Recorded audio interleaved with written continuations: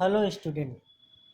Science second 8th chapter कोशिका विज्ञान एवं जैव प्रौद्योगिकी। उसमें अगला टॉपिक है जैव प्रौद्योगिकी। जैव प्रौद्योगिकी किसे कहते हैं? मानवीय लाभ की दृष्टि से सजीवों में कृत्रिम पद्धति से जन की बदलाव एवं संस्करण करके सुधार लाने की प्रक्रिया को जैव प्रौद्योगिकी कहते हैं। मानवीय लाभ की दृष्टि से सजीवों में कृत्रिम पद्धति से जंतु बदलाव एवं संस्करण करके सुधार करने लाने की पद्धति को जैव प्रौद्योगिकी कहते हैं। जैव प्रौद्योगिकी में कोशिका विज्ञान, सूक्ष्म जीव विज्ञान, जैव रसायन विज्ञान, प्राथमिक जैव विज्ञान, जनिकीय अभियांत्रिकी, इन सभी विज्ञान की शाखाओं का समावेश होता है। जैव प्रौद्योगिकी का उपयोग करके आजकल खेती के उत्पादन में नए नए प्रयोग किए जा रहे हैं। औषधि विज्ञान में भी प्रतिजैविकों का निर्माण करने के लिए, जीवन सत्व का निर्माण करने के लिए, इंसुलिन जैसे संप्रेरकों का निर्माण करने के लिए जैव प्रौद्योगिकी का प्रयोग किया जा रहा है, जो कि सफल हो रहा है। जैव प्रौद्योगिकी में किन बातों का मेन समावेश होता है? मुख्य रूप से किन बातों का समावेश होता है जैव प्रौद्योगिकी में? जैव प्रौद्योगिकी के अंदर मुख्य रूप से चार बातों का समावेश होता है। पहला जिसमें है सूक्ष्म जीवों की विभिन्न क्षमताओं का उपयोग करना। जैसे दूध से दही बनाना होता है, चोटे से अल्कोहल तैयार करना, इसमें सूक्ष्म जीवों का उपयोग किया जाता है। कोशिका के उत्पादन क्षमता का उपयोग करना। जैव प्रौद्योगिकी के अंदर कोशिका में जो उत्पादन क्षमता होती है उसका उपयोग करके उसके फायदे लिए जाते हैं। उदाहरण के लिए विशिष्ट कोशिका द्वारा प्रतिजैविकों का निर्माण करना, टीकों का निर्माण करना, डीएनए और प्रथिन जैसे जैव अणुओं का मनुष्य के फायदे के लिए उपयोग करना है, जैव प्रौद्योगिकी के अंदर आता है। जनुकीय उत्परिवर्तन करके मनचाहा गुणधर्म वाली वनस्पति तैयार करना, प्राणी तैयार करना, उसी प्रकार विभिन्न पदार्थों का निर्माण करना। उदाहरण के लिए जीवाणु में जनुकीय परिवर्तन करके उसमें मनुष्य की वृद्धि के लिए संप्रेरक का निर्माण करने के लिए उनको विवश किया जाता है। जीवाणुओं के जीन्स में परिवर्तन किया जाता है जिससे उसमें संप्रेरक निर्माण किया जाता है जो मनुष्य की वृद्धि के लिए आवश्यक होता है। तो उसका समावेश जैव प्रौद्योगिकी के अंदर होता है। गैर जैव प्रौद्योगिकी में संपूर्ण कोशिका ऊतकों का उपयोग किया जाता है, जिसमें ऊतकी संवर्धन है, संस्कृत बीजों का निर्माण है आदि। अब आगे है जैव प्रौद्योगिकी के क्या लाभ हैं। जैव प्रौद्योगिकी के कारण ही पृथ्वी पर खेती की भूमि सीमित होने के कारण भी प्रति हेक्टेयर उत्पादन की क्षमता बढ़ी हुई है। वनस्पति की रोग प्रतिकारक क्षमता बढ़ाकर उससे नई वनस्पतियों का निर्माण किया गया, जिससे वनस्पतियों में रोगों का नियंत्रण करने के लिए जो खर्चा लगता है वह कम होने लगा है। शीघ्र फल धारण करने वाली वनस्पतियों की प्रजातियों का विकास करने में जैव प्रौद्योगिकी का उपयोग हुआ है, जिससे प्रतिवर्ष अधिक उत्पादन क्षमता लेना संभव हुआ है। तापमान में परिवर्तन, पानी की मात्रा, जमीन की उपजाऊ क्षमता ऐसे बदलते पर्यावरण में भी टिके रहने वाली वनस्पतियों फसलों का नई नई नस्लों का निर्माण करना संभव हुआ है। तो जैव प्रौद्योगिकी के कई लाभ हुए हैं। आता आपकी बुक में जैव प्रौद्योगिकी के व्यवहारिक उपयोग। उसके पहले आपकी बुक में ब्रैकेट में दिया है कि भारत में जैव प्रौद्योगिकी का विकास कैसे स्टार्ट हुआ। 1982 में भारत सरकार ने राष्ट्रीय जैव प्रौद्योगिकी मंडल की स्थापना की। 1986 में इस मंडल को चेंज कर दिया गया, किसमें? विज्ञान और प्रौद्योगिकी मंत्रालय के अंदर कर इसको जैव प्रौद्योगिकी विभाग में कन्वर्ट किया गया। आज इस जैव प्रौद्योगिकी विभाग की कई शाखाएं भारत के अलग अलग क्षेत्रों में काम कर रही हैं। जैव प्रौद्योगिकी विभाग में बहुत सारे विभाग हैं। National Institute of Immunology, National Facility for Animal Tissue and Cell Culture, National Centre of Cell Science, National Brain Research Centre, National Institute of Medical and Aromatic Plant. इन सभी संस्थाओं का समावेश जैव प्रौद्योगिकी विभाग के अंदर आता है। इन सभी संस्थाओं में उच्च शिक्षा और संशोधन का कार्य करने की सुविधा दी गई है, जिससे हजारों छात्र जो है ग्रेजुएट होकर संशोधन के कार्य में जुड़ते हैं और जैव प्रौद्योगिकी के सहयोग से देश की प्रगति में बहुत सारा योगदान दे रहे हैं। मैं आपको बता रहा था कि जैव प्रौद्योगिकी के व्यवहारिक उपयोग कहाँ हैं। तो जैव प्रौद्योगिकी के व्यवहारिक उपयोग बहुत जगह होते हैं। आपकी बुक में 5-6 जगह दिया है। फसलों में जैव प्रौद्योगिकी का उपयोग होता है, फसलों के उत्पादन में। पशु संवर्धन में जैव प्रौद्योगिकी का उपयोग होता है। मानवीय स्वास्थ्य को बनाए रखने के लिए जैव प्रौद्योगिकी का उपयोग होता है। बहुत से औद्योगिक उत्पादनों को करने के लिए जैव प्रौद्योगिकी का उपयोग होता है। पर्यावरण संरक्षण करने के लिए जैव प्रौद्योगिकी का उपयोग होता है। खाद्य जैविक तकनीक में भी जैव प्रौद्योगिकी का उपयोग होता है। डीएनए फिंगरप्रिंटिंग में भी जैव प्रौद्योगिकी का उपयोग होता है। तो जैव प्रौद्योगिकी के कई व्यवहारिक उपयोग हैं। पहले उसमें है फसल जैव प्रौद्योगिकी। कृषि क्षेत्र में उत्पादन क्षमता बढ़ाने के लिए, फसलों में विविधता लाने के लिए जैव प्रौद्योगिकी में फसलों में जैव प्रौद्योगिकी का उपयोग किया जाता है। कई तरह से फसलों में जैव प्रौद्योगिकी दी गई है। वैसे तो बहुत बड़ा विज्ञान है, लेकिन कुछ चीज़ें आपको एग्जाम्पल में दी गई है। इसलिए संकरित बीज का उत्पादन जैव प्रौद्योगिकी के माध्यम से होता है। इसमें क्या होता है, 2 अलग अलग फसलों के जीन्स को, यानी आपको बुक में लिखा जनुक, 2 अलग अलग फसलों के जनुक को एकत्रित करके उनमें संस्करण कराया जाता है, जिससे एक नई प्रजाति की वनस्पति का बीज बनता है। तो उससे नई वनस्पति का निर्माण होता है जो ज़्यादा उत्पादन देती है वह बीज। इसी तरह फलों की बहुत सारी संस्कृत बीजों का निर्माण किया जाता है। कुछ एग्जाम्पल आपको दिया है जो संकरित बीज से जो है, पहला उसमें जन्म की दृष्टि से उन्नत फसलें। जन्म की दृष्टि से उन्नत फसलों में क्या किया गया, बाहर से किसी जनुक को किसी फसल के जनुक के साँचे में डालकर एक नई इच्छित गुणधर्म वाली जन्म की दृष्टि से वनस्पति तैयार की जाती है। उसको बोला जाता है जन्म की दृष्टि से उन्नत फसलें। किसी फसल में दूसरे किसी फसल का जनुक एक ही साँचे में डालकर एक नई वनस्पति तैयार की जाती है, जो आप जिस जैसा चाहते हो उस हिसाब की वनस्पति तैयार करते हैं। उसको कहा जाता है जन्म की दृष्टि से उन्नत फसलें। इस पद्धति से जो फसलें निर्मित होती हैं उनमें उत्पादन क्षमता अधिक होती है, उनमें रोग से लड़ने की क्षमता अधिक, यानी रोग प्रतिकारक क्षमता अधिक होती है। उनमें तृण को नष्ट करने की भी, यानी जो तिनका जिससे वनस्पतियों की वृद्धि में रुकावट होती है उसको नष्ट करने की क्षमता होती है। यह सूखे और अधिक ठंडी जगहों में भी टिकने में इनमें क्षमता होती है। तो इस तरह जन्म की दृष्टि से उन्नत फसलों का निर्माण किया जाता है। एग्जाम्पल कुछ दिया आपको, जैसे बीटी कपास है, बीटी बैगन है।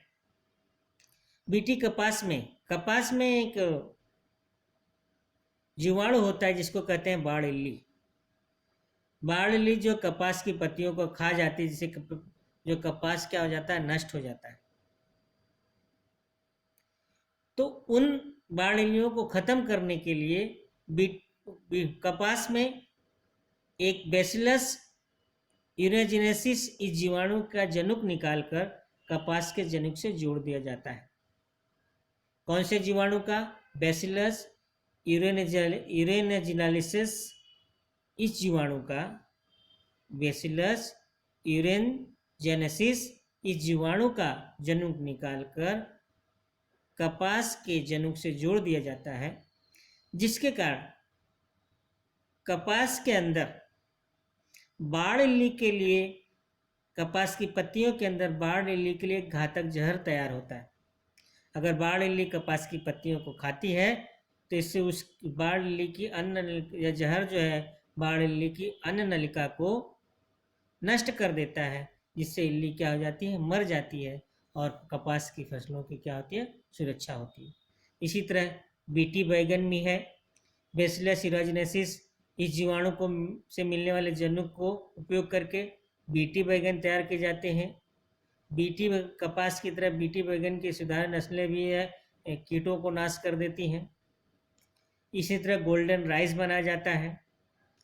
गोल्डन राइस में जीवन सत्व का निर्माण करने वाले विटामिन ए का निर्माण जीवन सत्व ए का निर्माण करने वाले जनुक डाले जाते हैं, जिसमें गोल्डन राइस में विटामिन ए की क्षमता अधिक आती है। विटामिन ए किसके कारण होता है, बीटा कैरोटीन के कारण होता है। तो गोल्डन 2005 में निर्मित किए गए गोल्डन राइस में आपकी बुक में लिखा है, गोल्डन राइस 2 में जो साधारण गोल्डन राइस होता है उस चावल के अपेक्षा 23 गुना बीटा कैरोटीन मिलते हैं, यानी 23 गुना विटामिन ए उसमें मिल सकता है। इसलिए फसल जैव प्रौद्योगिकी में तृण नाशक रोधी वनस्पतियां भी तैयार की जाती हैं। आप जानते हैं तृण के कारण फसलों को वृद्धि नहीं होती है। तृणों का नाश करने के लिए तृणनाशकों का उपयोग करते समय फसलों पर भी अगर तृणनाशक जो केमिकल होते हैं अगर उसका छिड़काव किया जाता है तो तृण के साथ साथ फसलों को भी कुछ परिणाम होता है। तो ऐसी फसलों का निर्माण किया जाता है जो तृण विरोधी वनस्पतियां हैं, उनके अंदर ही तृण को नष्ट करने के लिए रसायन तैयार होते हैं, जिसके कारण तृण नष्ट हो जाता है। अब अगला है जैविक खाद। रासायनिक खादों का आप उपयोग करते हो, रासायनिक खादों का अधिक से अधिक उपयोग करने से क्या होता है, भूमि की उर्वरक क्षमता भी धीरे धीरे कम होने लगती है। अगर आवश्यकता से अधिक रासायनिक खाद्य हमने उपयोग किया तो भूमि की उर्वरक क्षमता कम होने लगती है। तो रासायनिक खादों का न उपयोग करके कुछ जैविक खादों का उपयोग किया जाता है। जैविक खादों में बहुत सारे जीवाणु होते हैं जो नाइट्रोजन का स्थिरीकरण करते हैं, फास्फोरस के घुलने की क्षमता बढ़ाते हैं, जिससे जमीन में फास्फोरस और नाइट्रोजन की क्षमता बढ़ती है। कौन से उस जैविक खाद में कौन से जीवाणु रहते हैं, वाइवेजियम, एजोबिटोबैक्टर, नोस्टॉक, एनाबोना, इन जीवाणुओं का तथा ओजोला नामक वनस्पति का उपयोग करके जैविक खाद बनाई जाती है। इसके अलावा फसल जैव प्रौद्योगिकी में उत्तक संवर्धन भी होता है। उत्तक संवर्धन के कारण वनस्पतियों में बहुत सारे जनुकीय सुधार होते हैं, यानी उनके पूरे उत्तक में ही चेंजेस हो जाता है। इसका आपने लास्ट ईयर 9th में उत्तक संवर्धन पढ़ा था। तो उत्तक संवर्धन के द्वारा भी वनस्पतियों में सुधार किया जाता है और यह गुणधर्म अगली पीढ़ी तक जाता है। इस तरह नई किस्म की वनस्पतियाँ पैदा होती हैं। तो इस तरह कृषि में, फल विज्ञान में, फलों के लिए, सब्जियों के लिए अलग अलग जैव प्रौद्योगिकी का उपयोग करके उनकी उत्पादन क्षमता को बढ़ाया जाता है। अब अगला है जैव प्रौद्योगिकी का व्यवहारिक उपयोग किसमें होता है, पशु संवर्धन। पशुओं का भी विकास किया जाता है। पशुओं की भी नई प्रजातियों का विकास पशु संवर्धन में किया जाता है। कृत्रिम गर्भाधान कराया जाता है, गर्भ प्रत्यारोपण कराया जाता है। ये जो पद्धतियां हैं जैव प्रौद्योगिकी के कारण संभव हुई हैं, जो पशु संवर्धन में आजकल अधिकतर उपयोग में लाए जाते हैं। कृत्रिम गर्भाधान या गर्भ प्रत्यारोपण करने से प्राणी के उत्पादों की मात्रा में, उनकी गुणवत्ता में भी वृद्धि होती है। पशु संवर्धन किस लिए किया जाता है, पशु संवर्धन दूध के लिए किया जाता है, मांस के लिए किया जाता है, लोकर के लिए किया जाता है। तो अगर उनमें नई बीज का संस्करण किया जाए, नए गर्भ का प्रत्यारोपण किया, अधिक उत्पादन देने वाली पशु का से संस्करण कराया जाए तो नई पशु का निर्माण होता है। नए पशुओं की जो है जातियों में विकास होता है। नई अधिक मात्रा में दूध देने वाली पशुओं का, अधिक मात्रा में मांस देने वाले पशुओं का निर्माण होता है। तो पशु संवर्धन में भी जैव प्रौद्योगिकी का बहुत उपयोग है। मानव स्वास्थ्य में भी जैव प्रौद्योगिकी का उपयोग किया जाता है। मानव स्वास्थ्य में रोग का निदान और रोग का उपचार, ये दो मानव स्वास्थ्य व्यवस्थापन के दो पहलू हैं। मानव स्वास्थ्य के दो पहलू हैं। रोग का निदान, रोग का उपचार या मानव व्यवस्थापन के दो पहलू हैं।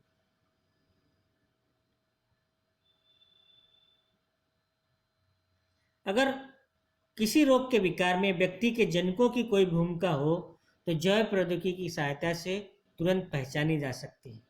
आजकल जैव प्रौद्योगिकी की सहायता से मधुमेह, हृदय रोग जैसे रोगों का निदान यानी उनका जांच, उन रोगों का लक्षण दिखाई देने से पहले ही कर पाना संभव हुआ है। पहले मधुमेह और हृदय रोग जैसे रोगों की जांच जल्दी नहीं हो पाती थी, जल्दी लोगों को पता नहीं चल पाता था कि मधुमेह हुआ नहीं होता है कि नहीं है। मधुमेह से बहुत ज़्यादा ग्रसित होने के बाद ही पता चलता है कि मधुमेह इनको हुआ है। लेकिन आजकल जैव प्रौद्योगिकी के कारण यह संभव हो चुका है कि इन रोगों का निदान बहुत जल्दी हो सके, इनका लक्षण दिखाई देने से पहले इनका निदान किया जा सकता है। यह जैव प्रौद्योगिकी के कारण ही संभव हुआ है। जैव प्रौद्योगिकी की सहायता से एड्स जैसे, डेंगू जैसे रोगों का निदान, जो बहुत समय लगता था उनका निदान करने में, उनकी जांच करने में, आजकल कुछ मिनटों में किया जाने वाला है। कुछ मिनटों में जांच हो जाने के कारण, निदान होने के कारण उनका उपचार भी तुरंत किया जा सकता है। रोगों के उपचार के लिए विभिन्न औषधियां भी बहुत विभिन्न औषधियां भी जैव प्रौद्योगिकी की सहायता से बनाई गई हैं। उदाहरण के लिए मधुमेह के लिए उपचार के लिए पहले इंसुलिन नामक संप्रेरक उपयोगी होता है। पहले इंसुलिन, यह जो संप्रेरक जो व्यक्तियों को दिया जाता था वह घोड़े के शरीर से प्राप्त किया जाता था, परंतु अब जैव प्रौद्योगिकी की सहायता से इंसुलिन को जीवाणुओं के द्वारा तैयार किया जाता है। इसके लिए जीवाणुओं के जनुकीय ढांचे में कुछ परिवर्तन करके इंसुलिन का मानवीय जनुक उसके साथ जोड़ दिया जाता है। तो इंसुलिन का मानवीय जनुक जब जीवाणु के जनुकीय ढांचे में जुड़ता है तो वह जीवाणु जो है इंसुलिन का निर्माण करने के लिए विवश हो जाता है। इस तरह इस पद्धति द्वारा इंसुलिन का निर्माण होता है, जिसे इंसुलिन के रोग, मधुमेह के रोगियों को दिया जाता है। इसी पद्धति द्वारा टीके और प्रतिजैविक भी बनाए जाते हैं। टीका और टीकाकरण जैव प्रौद्योगिकी की सहायता से और सरल हुआ है। क्या टीका किसे कहते हैं, प्रतिजन जैविक किसे कहते हैं? विभिन्न रोग जंतु या रोग के खिलाफ स्थायी या अस्थायी कुछ समय के लिए जो शरीर को जो प्रतिकारक क्षमता प्राप्त करने के लिए जो पदार्थ दिए जाते हैं उनको हम प्रतिजन युक्त पदार्थ या टीका कहते हैं। प्रतिजन या टीका देने से उस व्यक्ति के शरीर में उस रोग से लड़ने की अस्थायी या अस्थायी क्षमता आ जाती है, जिसको उसको रोग प्रतिकारक क्षमता कहते हैं। उनके शरीर में रोग से लड़ने के लिए वो प्रतिजैविक बनने लगते हैं। यह अगर ये पदार्थ दिया जाता है, जो पदार्थ दिया जाता है उसमें प्रतिजन युक्त पदार्थ होते हैं, एंटीजन होते हैं। उन एंटीजन की सहायता से हमारे शरीर में प्रतिजैविकों का निर्माण होता है, संप्रेरकों का निर्माण होता है, जिससे हमारे शरीर को रोग से लड़ने की क्षमता प्राप्त होती है, यानी प्रतिरोधक क्षमता, प्रतिकार क्षमता बढ़ती है। पहले इन टीकों को बनाने के लिए जिस रोग से या रोग के कारण या जिस रोग जंतुओं के कारण रोग होता था, उस रोग के जंतुओं को मारकर या अधमरा करके उसको व्यक्ति के शरीर में डाला जाता था। तो उस अधमरे रोग को मारने के लिए हमारे शरीर में प्रतिजैविकों का निर्माण होता था, जिससे वह रोग हमारे शरीर से नष्ट हो जाता था, खत्म हो जाता था। लेकिन इसमें एक खतरा भी रहता था, अगर वह अधमरा रोग कारक जीवाणु अगर सक्रिय हो गया तो इससे रोग के बढ़ने की ओर ज्यादा संभावना होती थी। लेकिन जैव प्रौद्योगिकी की सहायता से वैज्ञानिकों ने कृत्रिम विधि से टीके बनाने का प्रयास किया। उसके लिए उन्होंने रोग जंतुओं के जो प्रतिजन का कार्य करते हैं, जो यानी रोगों से लड़ने का काम करते हैं, रोग जंतुओं के जो प्रतिजन जो का कार्य करते हैं, उनका जनुक प्राप्त करके उन जनुकों की सहायता से प्रयोगशाला में ही प्रतिजन तैयार करके जो मनुष्य के शरीर में वो रोग कारक जीवाणु जाने के बाद जो प्रतिजन तैयार होता था, वह इस रोग कारण जीवाणुओं के प्रतिजन से ही, जनुक से ही उसमें परिवर्तन करके प्रयोगशाला में ही प्रतिजन तैयार करके फिर उस प्रतिजन का डायरेक्ट टीका लोगों को दिया जाता है, जिससे खतरे की कोई संभावना नहीं है। अधमरे मृत जीवाणु या विषाणु को न चुभाकर प्रतिजन के रूप में तैयार करके जो प्रतिन बनाया जाता है वह शुद्ध रूप में उसकी सुई व्यक्ति को टीके के रूप में दी जाती है, जिससे इस प्रतिन के कारण लोगों की रोग प्रतिकारक क्षमता बढ़ती भी है और टीकाकरण असुरक्षित भी नहीं रह जाता है। जैव प्रौद्योगिकी की सहायता से तैयार किए गए टीकों में लंबे समय तक टिकने रहने की भी क्षमता होती है। उदाहरण के लिए पोलियो के टीके, हेपेटाइटिस के टीके, ये सभी जैव प्रौद्योगिकी की सहायता से तैयार किए जाते हैं। जैव प्रौद्योगिकी की सहायता से खाद्य टीके भी तैयार किए जाते हैं। खाद्य टीके का निर्माण करने का कार्य चल रहा है। फिलहाल जैव प्रौद्योगिकी का उपयोग करके आलू का उत्पादन किया जाता है, जिनको जनुकीय पारेषित आलू कहा जाता है। ये जनुकीय पारेषित आलू वाइब्रो कोलेरा या स्टीरियोचीकोली जैसे ई कोली जैसे जीवाणुओं के खिलाफ क्या करते हैं, काम करते हैं। इन जनुकीय पारेषित आलूओं को खाने से कॉलरा और ई कोली जीवाणुओं से होने वाले रोगों से लड़ने की प्रतिकार क्षमता हमारे शरीर को प्राप्त की जाती है। आपकी बुक में उसका डायग्राम दिया है, कैसे जिस रोग के कारण वह जीवाणु होता है उस रोग से ऐच्छिक जनुक को अलग करके उसके खिलाफ लड़ने वाला प्रतिन तैयार करके जनुकीय पारस वह जो विषाणु है वह आलू के अंदर डाला जाता है। जनुकीय पारसित वनस्पति विषाणु उसके अंदर डाला जाता है। आलूओं की पत्तियों को टुकड़ों में यह विषाणु का क्या होता है, संसर्ग होता है। तो इस विषाणु से लड़ने के लिए प्रतिन आलू में क्या होते हैं, तैयार होते हैं। पत्तियों के टुकड़े से पौधा तैयार होता है, इसमें मनुष्य के रोग जंतुओं के जनुक होते हैं। तो इस तरह उन जनुकों की सहायता से उसमें रोग प्रतिकार करने वाले प्रतिनों का निर्माण होता है। ऐसे आलू को अगर हम खाएं तो उस रोग जंतु के खिलाफ लड़ने की प्रतिकार क्षमता हमारे शरीर में आ जाती है। लेकिन इसको हमको कच्चा ही खाना पड़ता है। इस आलू को अगर इस आलू को हम पका कर खाएं तो उस आलू में जो रोग से लड़ने वाले जीवाणुओं का निर्माण हुआ है, प्रतिनों का निर्माण हुआ है, वह नष्ट हो जाएंगे। इसलिए हमको इस आलू जनुकीय पारसित आलू को कच्चा ही खाना पड़ता है। जनुकीय पारसित आलू को कच्चा। इस तरह जैव प्रौद्योगिकी का उपयोग बहुत से रोगों के उपचार में होता है, जैसे इंसुलिन बनाने में होता है। सोमटोट्रेपिन के ये वृद्धि संप्रेरक, रक्त को जमाने वाले घटक का निर्माण जैव प्रौद्योगिकी की सहायता से संपन्न हुआ है। जैव प्रौद्योगिकी की सहायता से इंटरफेरॉन बनाया जाता है। यह इंटरफेरॉन क्या होता है, छोटे आकार वाला प्रतिन का समूह होता है। छोटे आकार वाले प्रतिनों का समूह होता है जो विषाणुओं से होने वाले रोगों के उपचार में लाया जाता है।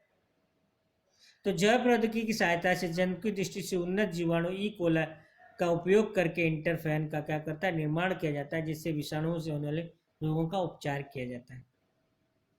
जनुकीय उपचार के द्वारा जो बहुत सारी जो कायिक कोशिकाओं का उपचार करना आजकल जैव प्रौद्योगिकी में कारण संभव हुआ है।